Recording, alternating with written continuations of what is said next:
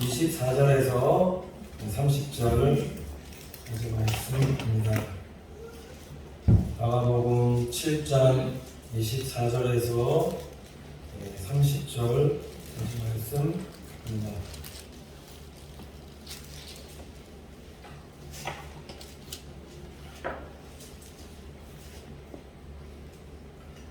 다 찾은 줄 알고 제가 공독해 보이도록 하겠습니다. 예수께서 일어나사 거기를 떠나 두로 지경으로 가서 한 집에 들어가 아무도 모르게 하시려 하나 숨길 수 없더라. 이에 더러운 귀신 들린 어린 딸을 둔 한 여자가 예수의 소문을 듣고 곧 와서 그 발 앞에 엎드리니 그 여자는 헬라인이요 수로보니게 족속이라 자기 딸에게서 귀신 쫓아 주시기를 간구하거늘 예수께서 이르시되 자녀도 먼저 배불리 먹게 할지니 자녀의 떡을 취하여 개들에게 던지니 마땅치 아니하니라.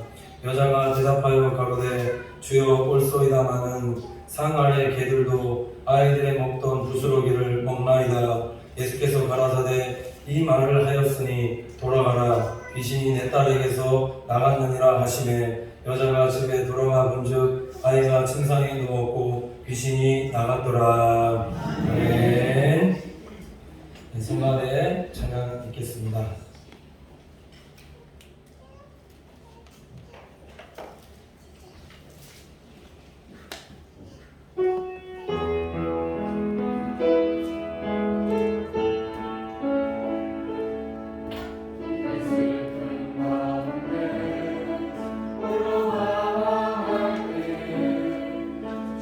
주님은 나를 위로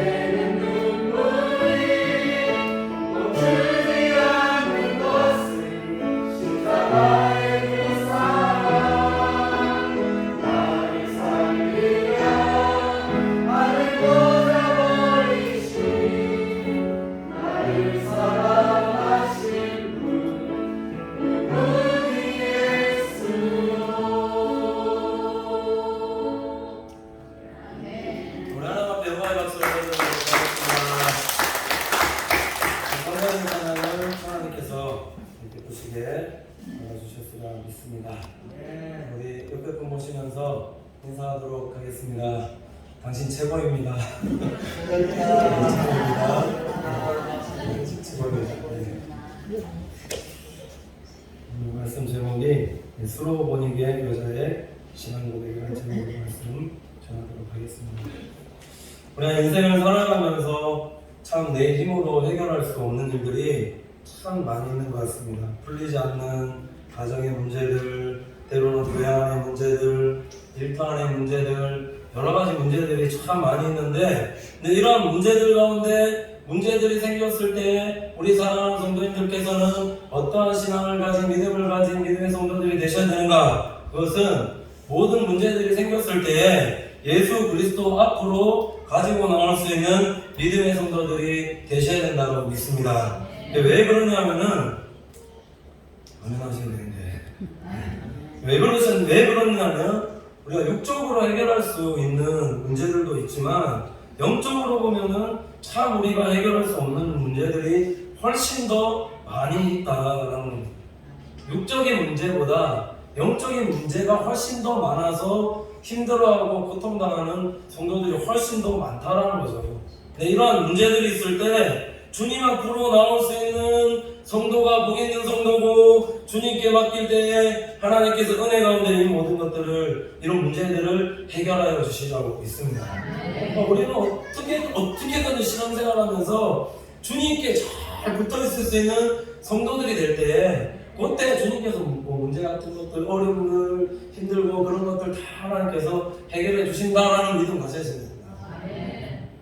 오늘 말씀 보시면 수로문의 족속에 여자가 있었는데 이 여자가 가진 문제가 뭐였느냐? 자녀 문제.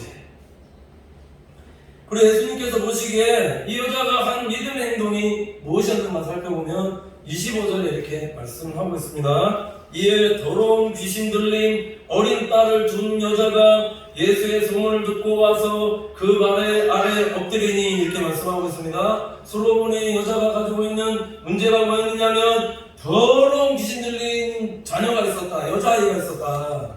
왜 더럽다라고 지금 성경이 표현하고 있냐면 귀신 들린 사람 본 적이 있으신지 잘 모르겠지만 귀신 들린 저 본 적이 있거든요. 저만 본 적만 있는 거 아니겠죠? 많이 보셨겠죠? 진짜 더럽더라고요.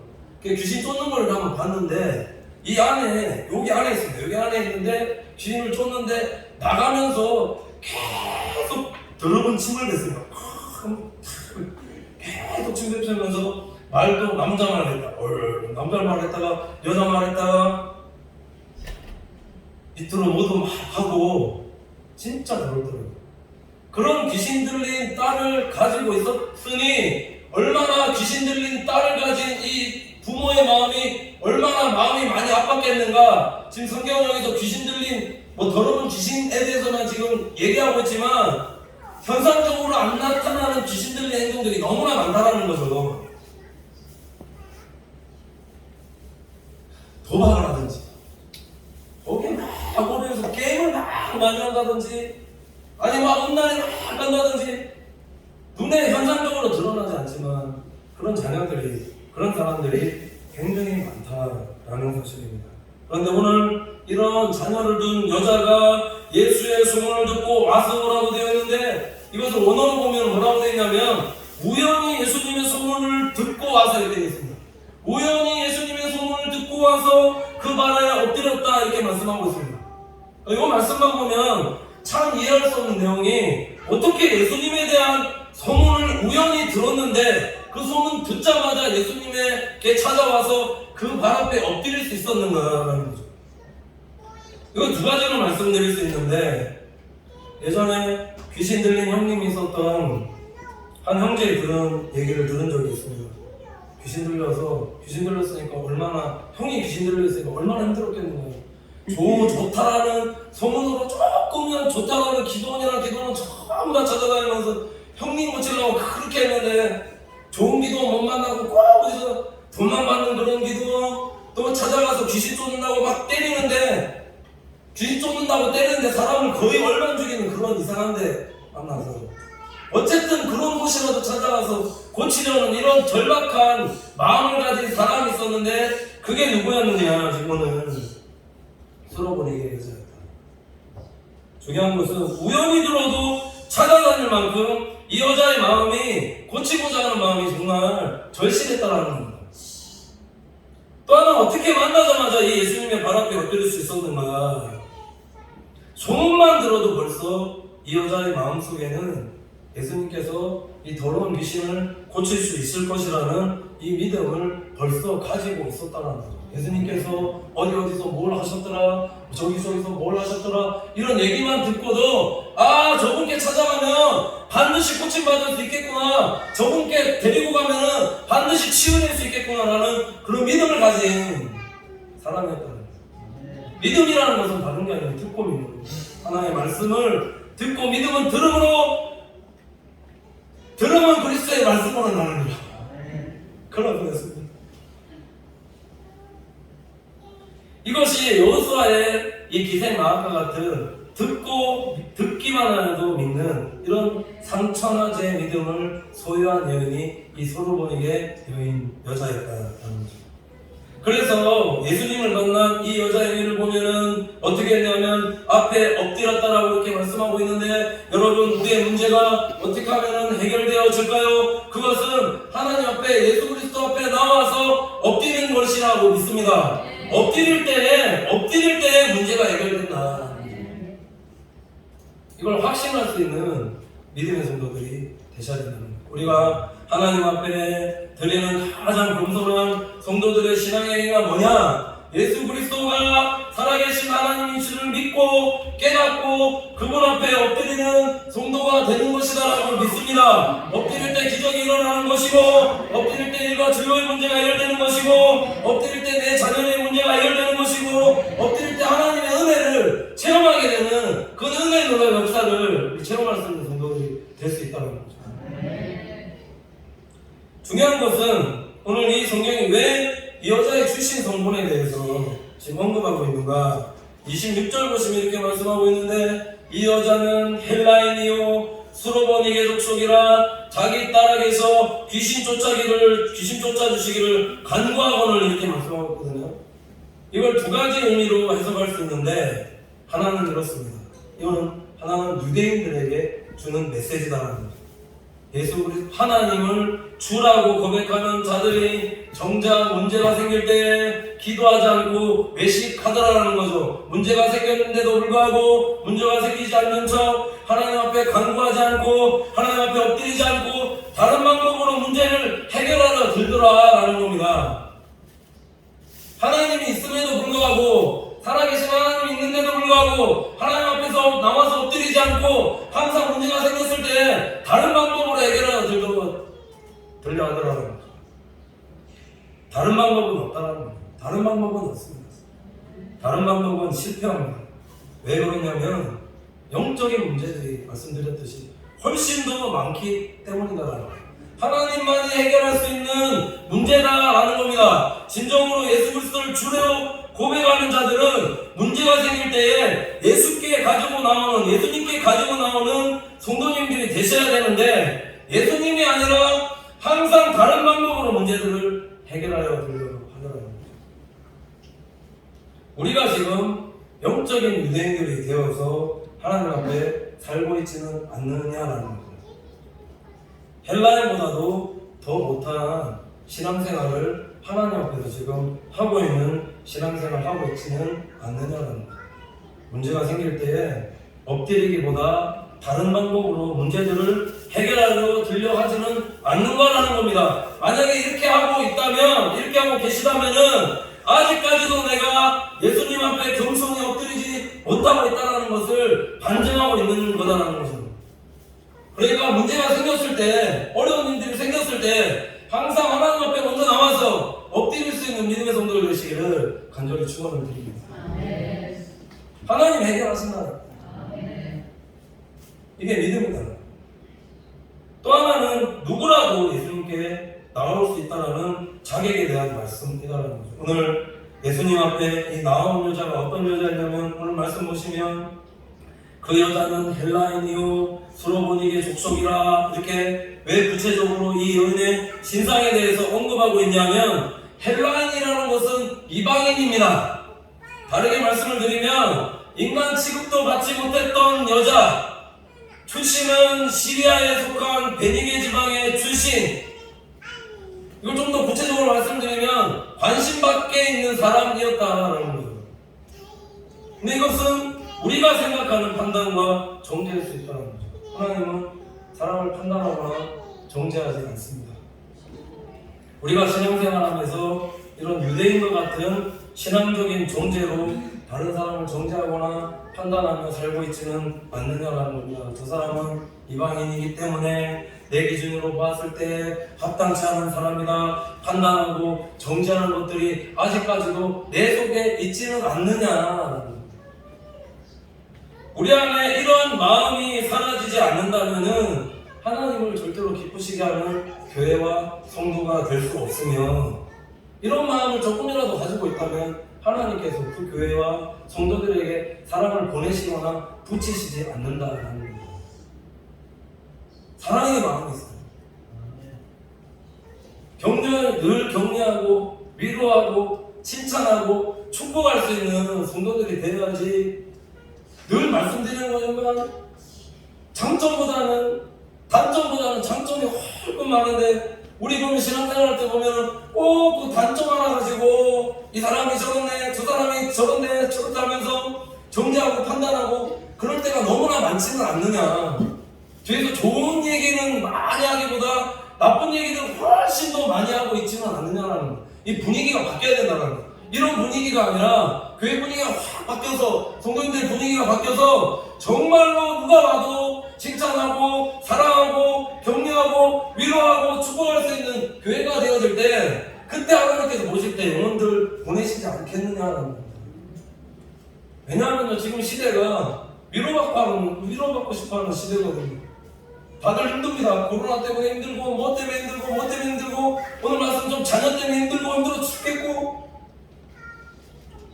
위로받고 싶어하는 세계 속에서 살아가고 있는데, 교회 왔는데 위로해주지 못하고 성도들 사랑하지 못하고 말씀으로도 위로하지 못하고 잘해야 되겠죠.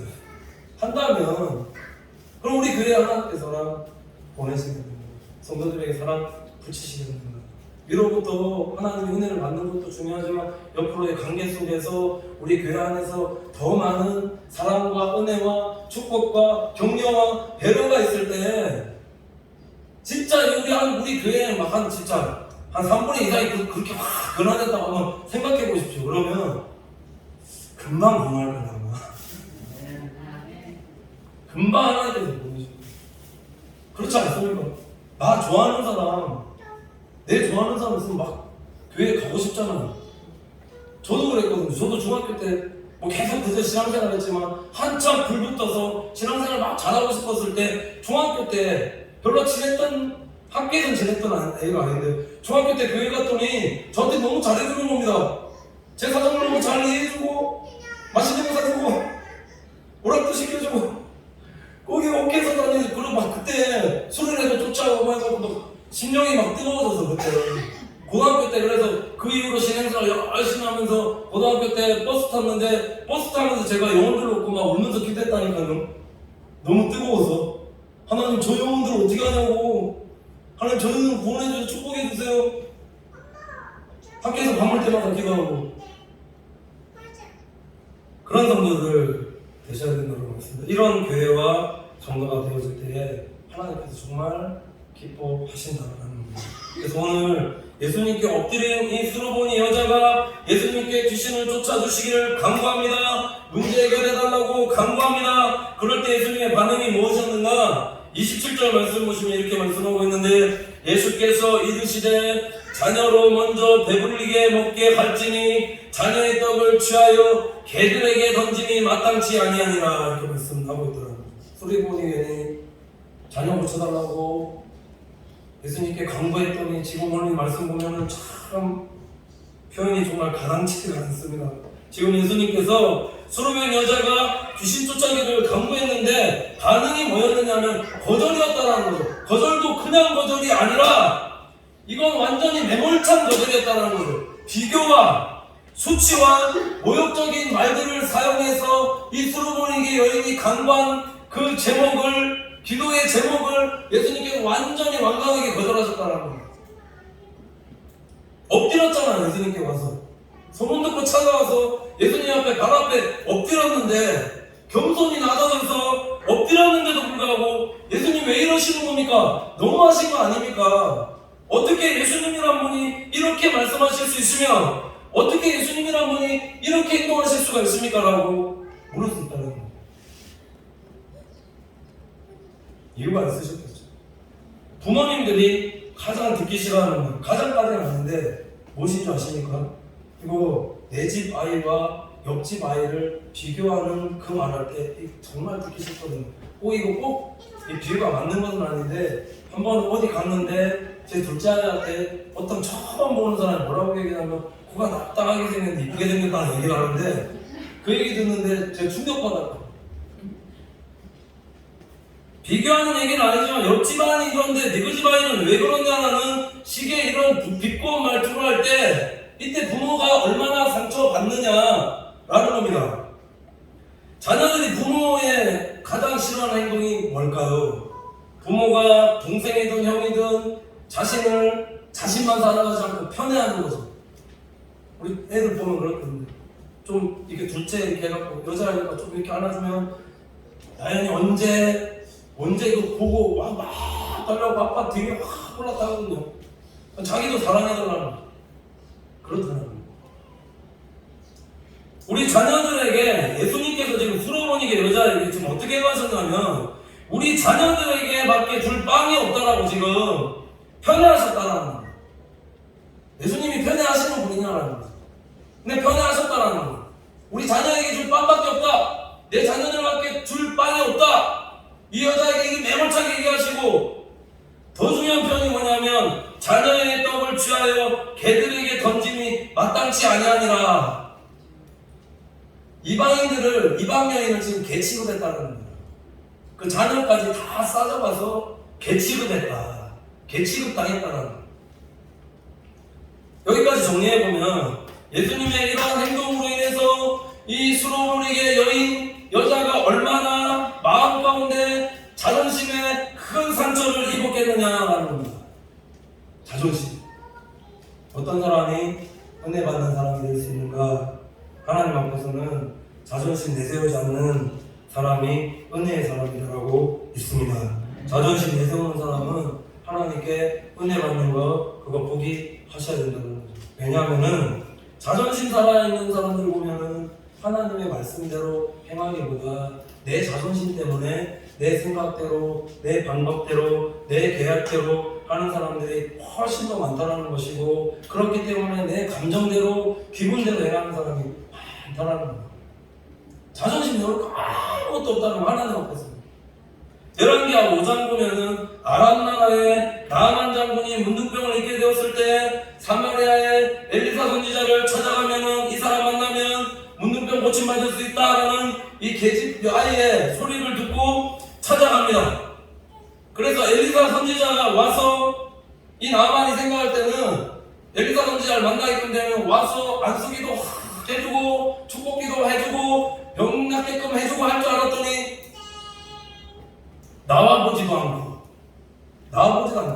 나와보지도 않고 사자를 시켜서 요단강에 가서 7번 씻으라고 일러줘요.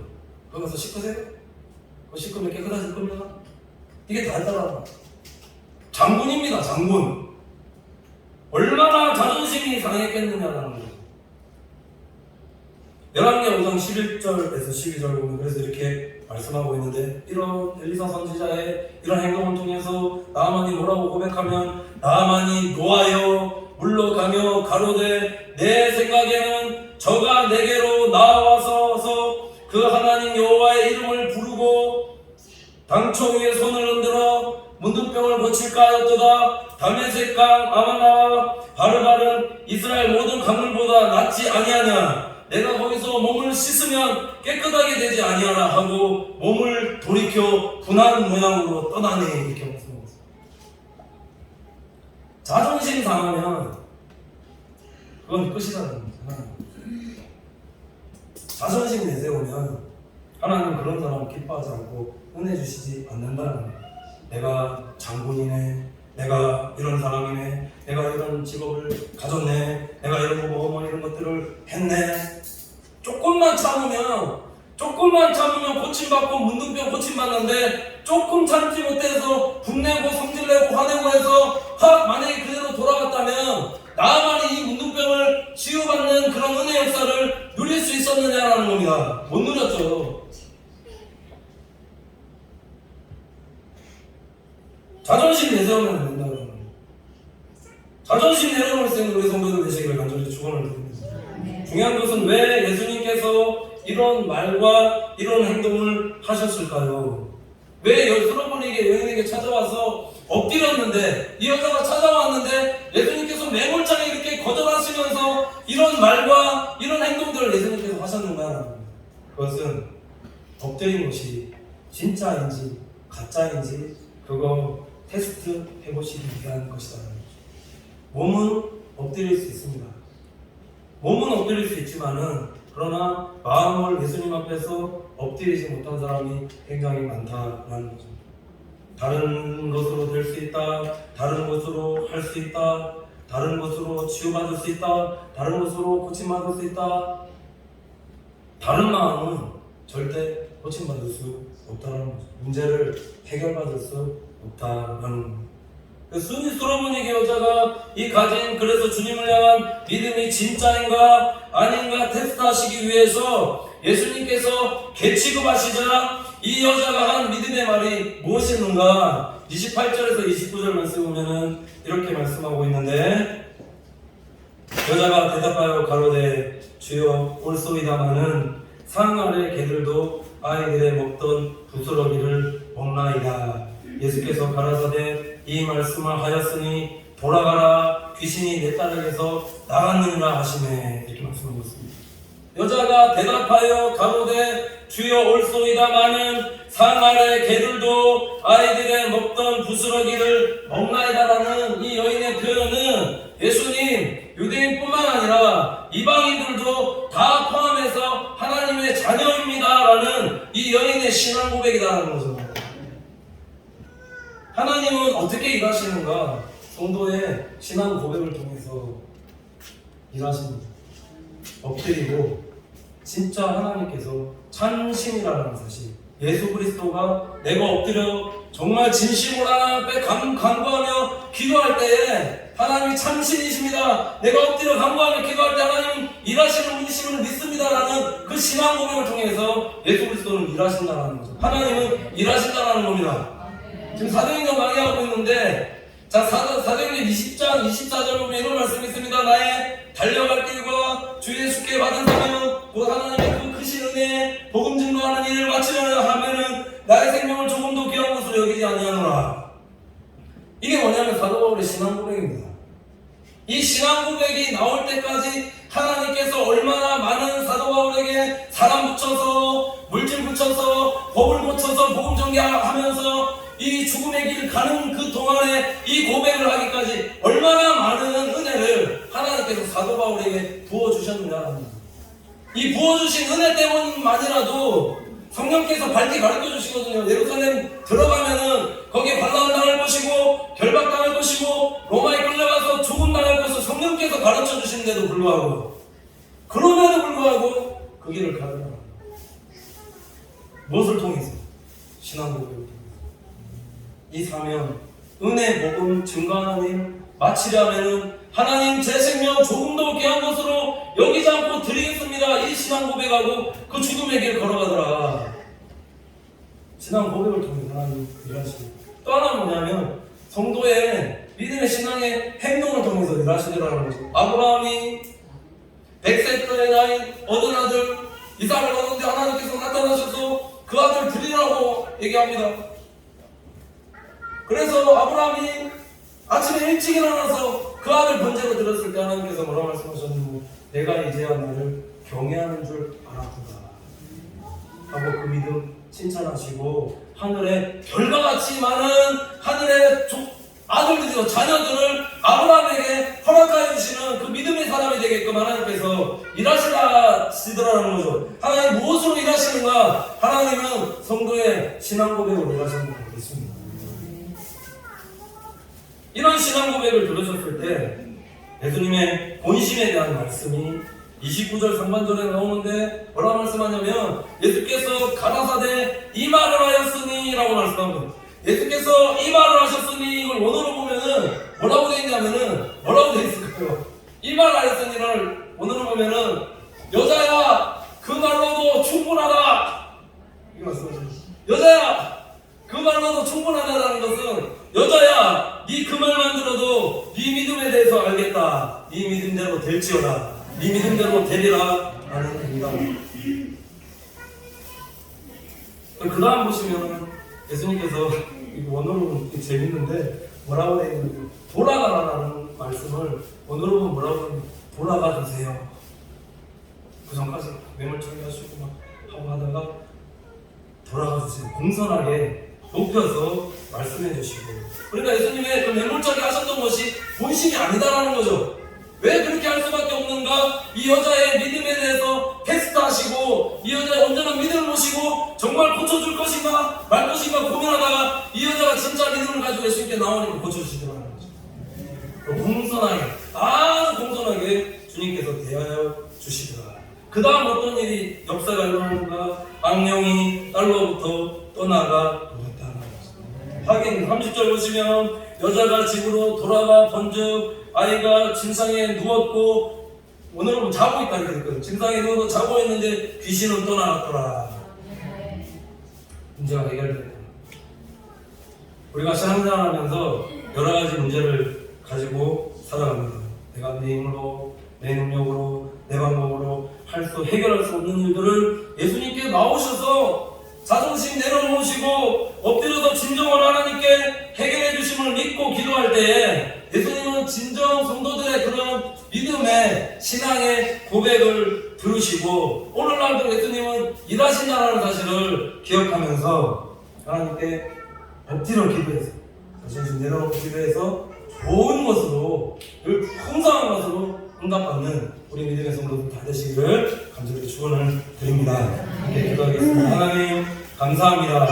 사랑하는 성도들 늘 모든 문제를 하나님께로 가지고 나와 엎드려 구하는 성도들 되어 문제를 해결받고 은혜를 받아 누리는 우리 믿음의 성도들 다 되어지게 인도하여 주시옵소서. 내 생각과 방법과 뜻이 아니라 내 신앙적인 관점으로 다른 사람을 판단하거나 정죄하는 사람이 아니라 늘 하나님의 마음으로 성도를 사랑하고 기도하는 우리 믿음의 성도들 다 되어지게 인도하여 주시옵소서. 우리에게 때로는 이유 없는 거절이 있을지라도 더 큰 믿음으로 하나님 앞에 나와 하나님께 영광 돌리며 우리의 신앙 고백이 어떤 상황과 환경 속에서도 흔들리지 않는 우리 믿음의 성도들의 고백이 되어져서 하나님께 좋은 것으로 풍성한 것들로 늘 하나님 채워주시고 또 응답해 주신 것들을 늘 경험하며 살아가는 우리 믿음의 성도들 다 되어지게 성령님 인도하여 주시옵소서. 신앙생활의 기쁨과 은혜가 늘 충만한 우리 성도들의 신앙생활이 되어지게 늘 인도하여 주시옵소서. 감사드리며 예수님의 이름으로 기도드립니다. 아멘.